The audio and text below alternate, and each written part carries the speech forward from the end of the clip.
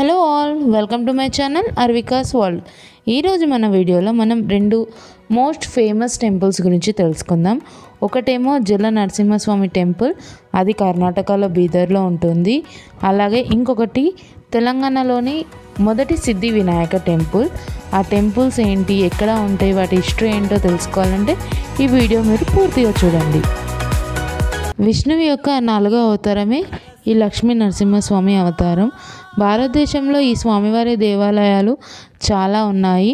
అందులో ఒకటి మీకు లాస్ట్ టైం నా వీడియో చూస్తూ ఉంటే తెలుస్తుంది, చుక్కాపూర్ లక్ష్మీ నరసింహస్వామి వీడియో. ఆ వీడియో లింక్ డిస్క్రిప్షన్లో ఇస్తాను. అంత గొప్ప మహిమ ఉన్న ఈ స్వామివారి దేవాలయం కర్ణాటక బీదర్లో కూడా ఉంది. ఇది స్వయంభూ దేవాలయం. ముందుగా ఇది ఇక్కడికి ఎలా వెళ్ళాలో తెలుసుకునే ముందు అసలు ఆ టెంపుల్ గురించి చరిత్ర ఇప్పుడు చూద్దాము. ఈ టెంపుల్ని జల నరసింహస్వామి టెంపుల్ లేదా నరసింహ జర్నీ దేవాలయం లేదా నరసింహ జర్నీ గుహ దేవాలయం అని కూడా అంటారు. ఆలయ చరిత్ర ప్రకారం ప్రహ్లాదుని రక్షించడానికి హిరణ్యకశిపుణ్ణి సంహరించిన తర్వాత శివుని యొక్క భక్తుడైన జలాసురు అనే మరో రాక్షసుని ఓడించడానికి స్వామివారు వెళ్తారు అక్కడికి. అప్పుడు తన తుది శ్వాస విడిచే ముందు ఆ జలాసురుడు భక్తులను ఆశీర్వదించడానికి తాను నివసించే ఈ గుహలో నివసించమని నరసింహస్వామిని వేడుకున్నాడంట. దానికి తన కోరికను మన్నించి అక్కడ స్వామివారు కొలువై ఉన్నాడని జనాలు నమ్ముతారు. జలాసురుడు జలంగా మారి నరసింహుని పాదాల వద్ద ప్రవహించాడని, అందుకే ఈ ఆలయానికి జల నరసింహస్వామి దేవాలయం అని పేరు వచ్చిందని నమ్ముతారు. ఈ టెంపుల్ వచ్చేసి కర్ణాటకలోని బీదర్ నుంచి 5 కిలోమీటర్ దూరంలో ఉన్న మణిచూల అనే కొండ శ్రేణి కింద 300 మీటర్ల సొరంగ మార్గంలో స్వామివారి దేవాలయం ఉంటుంది. ఇందులో స్వామివారే కాకుండా లాసురుడు అనే రాక్షసుడు పూజించిన శివలింగాన్ని కూడా చూడొచ్చు. మనం ఈ టెంపుల్లో స్వామివారిని దర్శించుకోవాలంటే దగ్గర ఒక 500 మీటర్స్ వాటర్లో నడవాలి. మనకి వాటర్ వచ్చేసి 4 to 5 feet దాకా ఉంటుంది. ఇది ఒక అడ్వెంచరస్ అని కూడా చెప్పుకోవచ్చు, ఎందుకంటే వాటర్లో నడవడం చాలా కష్టం కదా. అక్కడ మాత్రం మంచిగా అనిపిస్తుంది నడుస్తుంటే. మనకి వాటర్లో నడిచినాక బయటికి వచ్చినాక చేంజింగ్ రూమ్స్ కూడా అవైలబుల్గా ఉంటాయి. మీరు ఖచ్చితంగా ఎక్స్ట్రా పేర్ ఆఫ్ క్లాత్స్ తెచ్చుకుంటే చాలా బెటర్. మనకి చేంజింగ్ రూమ్స్ కూడా అక్కడ అవైలబుల్గా ఉంటాయి. స్వామివారి దర్శనానికి 10 రూపీస్ టికెట్ ఛార్జ్ చేస్తారు, అక్కడ అవైలబుల్గా ఉంటుంది. అలాగే స్వామివారి పూజకు కావాల్సిన సామాగ్రి కూడా అక్కడ అవైలబుల్గా ఉంటుంది. కానీ లోపలికి ఏవి తీసుకెళ్ళనివ్వరు, ఎందుకంటే మొత్తం వాటర్లో వెళ్ళడం కాబట్టి తీసుకొని వెళ్ళరు. ప్లస్ మీ బిలాంగింగ్స్ ఏమన్నా ఉంటే అక్కడ పెట్టుకోవడానికి లాకర్ కూడా ఉంటుంది. మనకి దర్శనానికి ఛార్జ్ చేస్తారు 10 రూపీస్. మీకు రిమైనింగ్ ఛార్జెస్ కూడా అక్కడ చూపిస్తాను చూడండి. ఇలా మనం లోపలికి వెళ్ళాలి. టెంపుల్ లోపలికి మనకి ఎంట్రీలో వినాయకుడిని ఒక విగ్రహం ఉంటుంది. దాని తర్వాత లోపలికి వెళ్ళాక మనకి స్టార్టింగ్ కూడా నరసింహస్వామి విగ్రహం ఉంటుంది.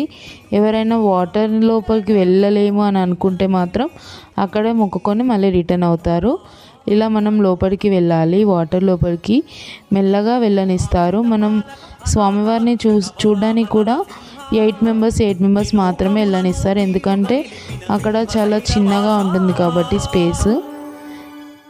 మొబైల్స్ మ్యాక్సిమం అలో ఉంటుంది, కాకపోతే ఆ వాటర్లో ఎంజాయ్ చేయాలనుకుంటే మొబైల్స్ తీసుకోపోవడమే బెటర్ అనిపిస్తుంది, ఎందుకంటే మళ్ళీ వాటర్లో పడతాయి కాబట్టి. లేదు మేము మేనేజ్ చేసుకుంటామంటే తీసుకెళ్ళొచ్చు, కాకపోతే స్వామివారి ఫోటోని మాత్రం తీయనివ్వరు అక్కడ. మనకి టెంపుల్ టైమింగ్స్ వచ్చేసి మార్నింగ్ 8 నుంచి 6 వరకు ఓపెన్ అయి ఉంటుంది. వాటర్లో నడవడం అనేది చాలా అంటే చాలా బాగనిపిస్తుంది. ఈ టెంపుల్ మనకి ఒక అడ్వెంచరస్గాను థ్రిల్లింగ్గాను కూడా ఉంటుంది. అలాగే స్వామివారి బ్లెస్సింగ్స్ కూడా ఉంటాయి. ఈ టెంపుల్ చాలా మహిమగల టెంపుల్ అని కూడా అక్కడ భక్తులు నమ్ముతారు. ఈ టెంపుల్లో పిల్లలు ఆడుకోవడానికి అలా కార్లు కూడా ఉన్నాయి. అరౌండ్ ఒక 50 రూపీస్ అట్లా ఛార్జ్ చేస్తారు.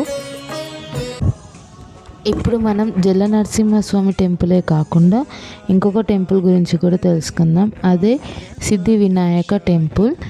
ఈ సిద్ధి వినాయక టెంపుల్ తెలంగాణ రాష్ట్రంలోని మొదటి దేవాలయంగా ప్రసిద్ధికి ఎక్కింది.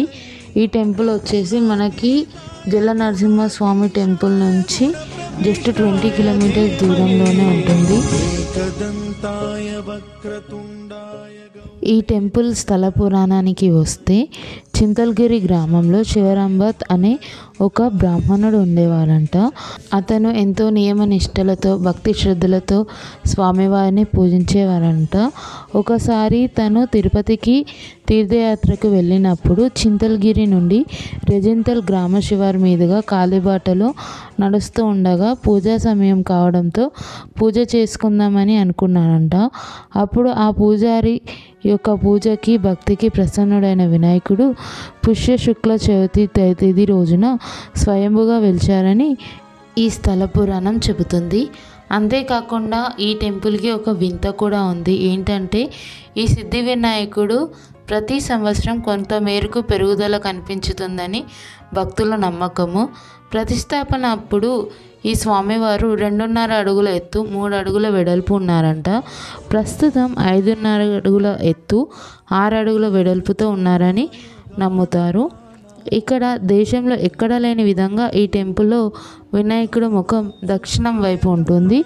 ఇక్కడ స్వామివారికి పూజలు చాలా భక్తి శ్రద్ధలతో నియమనిష్టలతో చేస్తారు. నాకు ఇక్కడ ఈ టెంపుల్లో మెయిన్గా నచ్చింది స్వామివారే కాకుండా ఆ టెంపుల్ ఆర్కిటెక్చరు. వినాయకులు చాలా అంటే చాలా బాగుంటారు. చుట్టూ కావాలంటే మీరు కూడా చూడండి ఎంత అద్భుతంగా అనిపిస్తుందో చూస్తూ ఉంటే.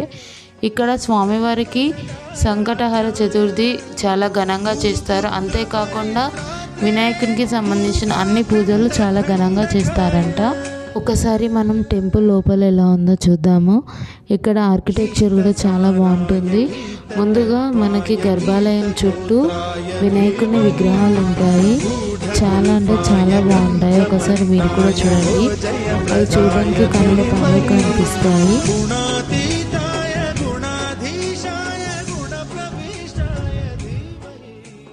అంతేకాకుండా ఇక్కడ ఇంకొక విశిష్టత ఏంటంటే స్వామివారు మనకి సింధు వర్ణంగా కనిపిస్తాడు. అందుకే మనకి చూడగానే ముఖ్యంగా ఆంజనేయ స్వామి గుర్తుకు వస్తారు. ఈ టెంపుల్ చాలా మహిమగల టెంపుల్ అని, భక్తి శ్రద్ధలతో మనం ఏది కోరుకున్నా ఖచ్చితంగా నెరవేరుతుంది అని ఇక్కడ భక్తులు నమ్ముతారు. మీకు కనుక ఈ 2 టెంపుల్స్ నచ్చినట్టయితే నా వీడియోని లైక్ చేయండి, షేర్ చేయండి. అలాగే మరిన్ని ఇంట్రెస్టింగ్ వీడియోస్ కోసం subscribe to my channel Arvikas world.